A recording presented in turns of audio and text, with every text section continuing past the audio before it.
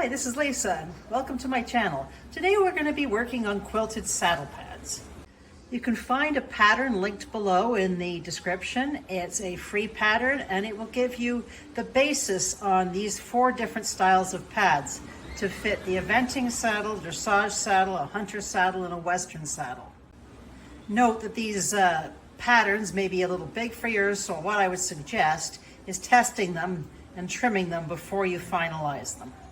For the fabric for these, pick a 100% cotton, and I have different colors here. This would be your main color for the saddle pad, or if you want to do a blocking, you can pick 2 different colors. You're also going to need some thin fleece. I found this more where you find the interfacing, and I believe it's called a micro fleece. Anyways, a thin fleece, not a big thick sweatshirt fleece. For the quilting, you're going to need thread to match the fabric of the top fabrics. And you're also going to need thread to match your trim. For the trim, I'm using 1/4 inch bias tape, the double fold, and I will put a link to where you can get these in many colors down below in the description.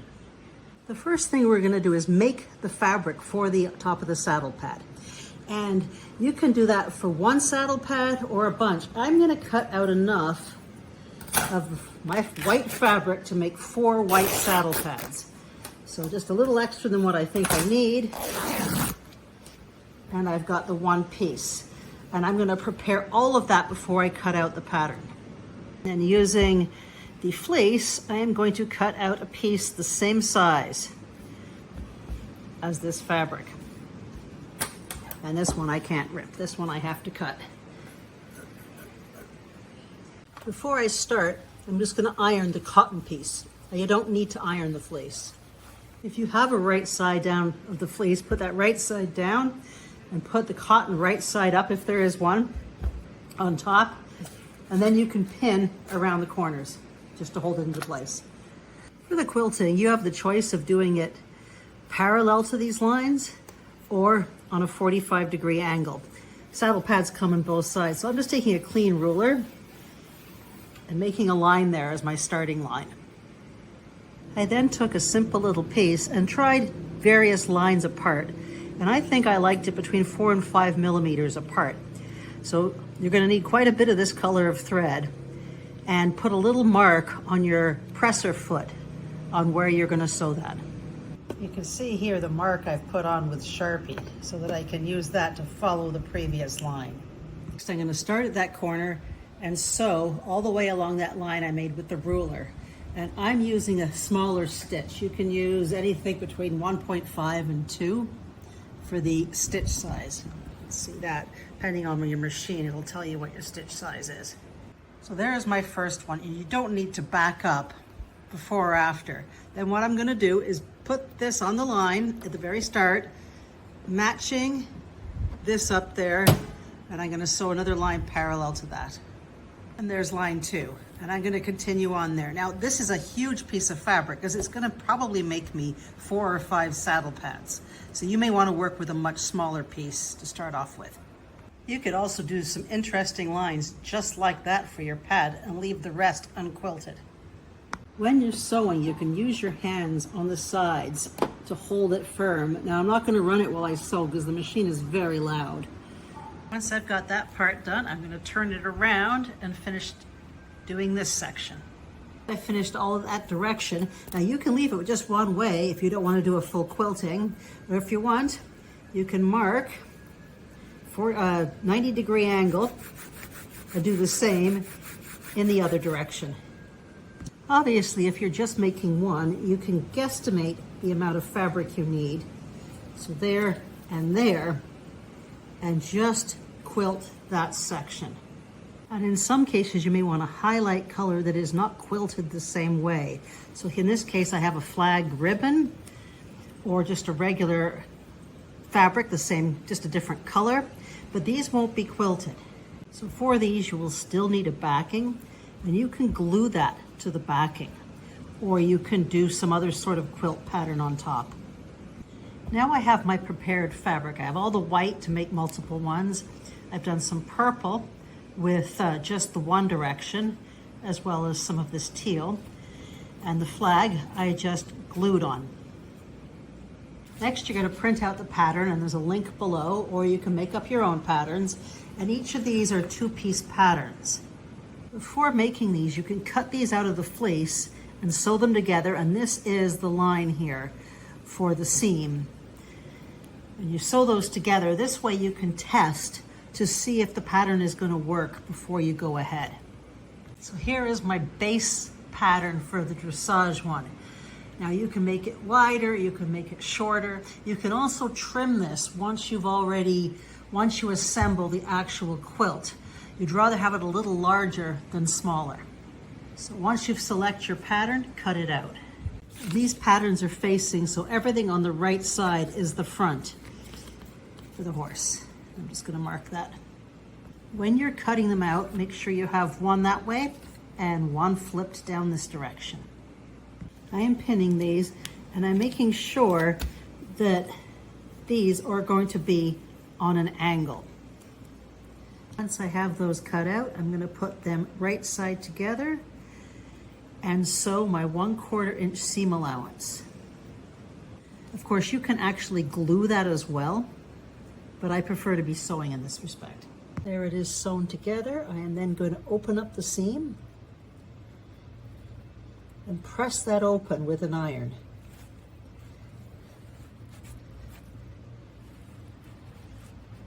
I'm going to take some 1/8 inch ribbon and cut it where there's about 3/4 of an inch on both sides left over. I'm going to take some fabric glue. I personally like the Fabric Fusion because it's so quick. And I'm going to apply it along the length of the ribbon. I'm going to apply some glue along the center line. And then put the ribbon on top. And I'm going to trim that a little shorter. Add some glue here.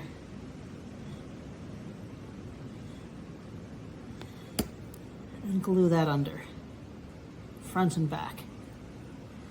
Using these little clips at the end to hold that for a little bit while it dries. For this one, I'm going to be using the 1/4 inch bias tape. Now, if you want, you can stick with the glue, or you can put a sewing strip down there. You can sew this strip on. And that is what it looks like if you actually sew it on. Now, with double fold tape, often what they do is put it on like that, sew it around, flip it over, and then slip stitch. The other option you have, you can see here, one side is longer, the other side is shorter. The short side goes on the top. So I'm just going to put that in there, starting at the center front. And that can go all the way around. And what you can do is just sew the very, very edge here. Again, or you can slip stitch it on by hand. So what I want to do is make sure that's put in there properly and then just stitch along there. You can pin this on as well. You can see with the top like that, the other side is bigger. So when you're sewing by machine along this very edge, it's going to catch the part underneath as well. Of course, you can also glue that on.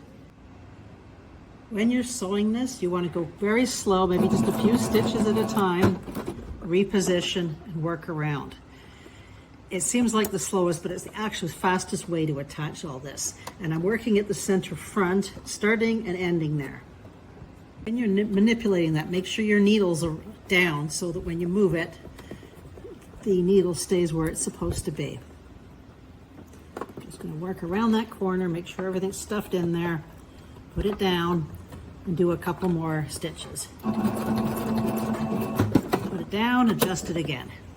As I get to the end, I'm going to cut it where it just overlaps, and then finish sewing that on. After sewing, there's the top, and there's the underside, and you see how it is all caught underneath there. Now, with the same fleece that I used for the backing, I cut a piece about 3/4 of an inch long, and that is going to go on the top and fold over like that. Now you can glue that on, or again, you can sew it on. And there is the dressage pad, and we will talk about putting logos on this shortly. Now let's say I want to do some color blocking, maybe along here for this pad, something like that. So what I would do is determine where that is, then I would cut along that line. And what I need to do now is add seam allowance to both of these sides. Add a seam allowance, take a little extra piece of paper, and then I'm going to tape that on both sides.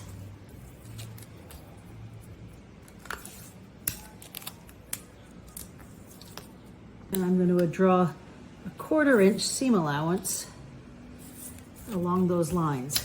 Of course, you can make these curved as well. And I'm going to draw straight up from here and cut that out. And same with this side right here. So the first thing we need to do is cut these out of the fabrics we want them to be and put them back together. Also for fun, I'm going to have this run parallel with this line, but this goes straight up and down or sideways. I'll have a look at that in a second. Remember, when you're cutting, one has to be right side up, the other one right side down.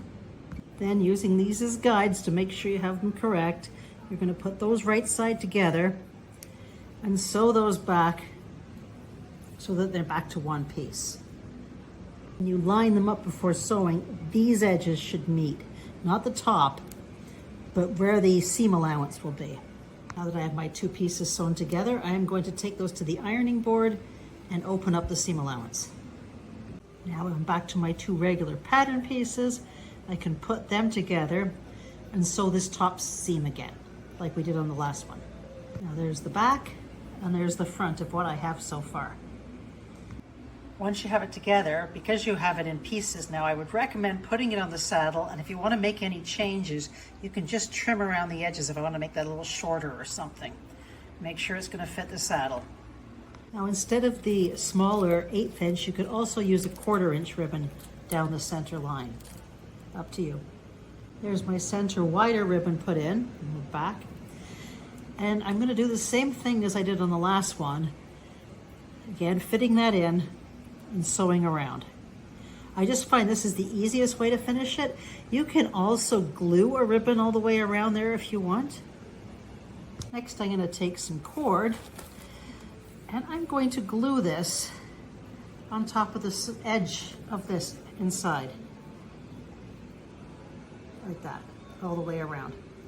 I'm going to apply the glue where I want it first and then add the ribbon. And with a similar piece of the lining fleece, I'm going to glue that on. And I'm finding this glue is working better than the fabric glue. So I've switched over. And that can cover all this little mess here in the middle.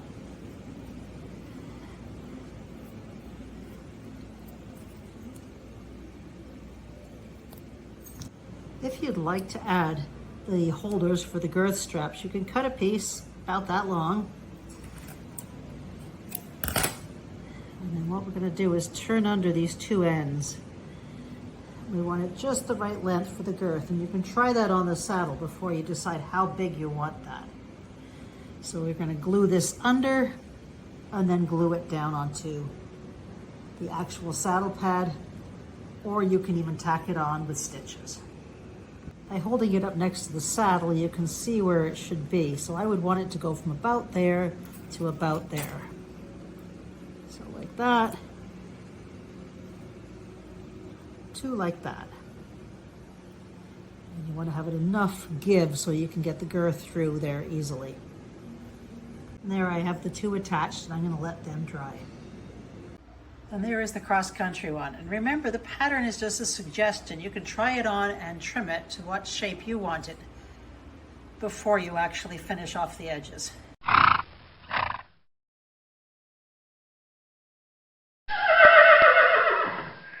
Now I've got some of this True Heat transfer paper, and it's the dark one. And I have taken some pictures that I just grabbed off the net And this one I made myself, Dressage Queen. And I printed them in the size I'd want to transfer them on to my saddle pads. And I've let that dry. Next, using your saddle, you can determine where you want these to go. Once you've determined where you want them to go, we're going to peel the backing off that, and then we're going to use some parchment paper to cover these for ironing.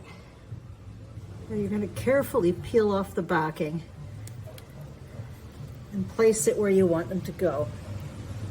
Now notice with this dark colored paper, the white is actually white paper. So if you're putting that on black, this will show up white. So you're going to have to do the background in whatever color you want it.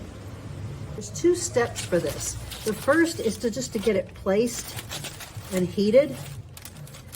So I want my parchment paper up there and just a really hot iron for about 5 seconds. Now I have the 4 pieces tacked down where I want them. I'm now going to iron that, and the instructions say for about 5 minutes.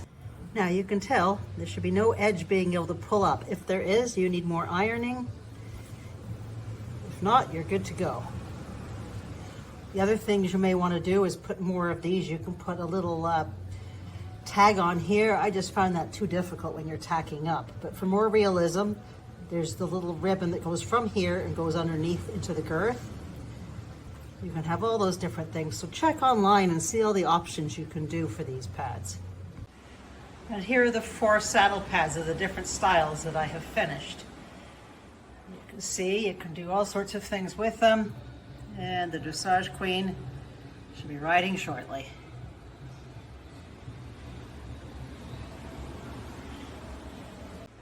Thank you so much for joining me. I hope you enjoy these saddle pads. And check out these next videos coming up.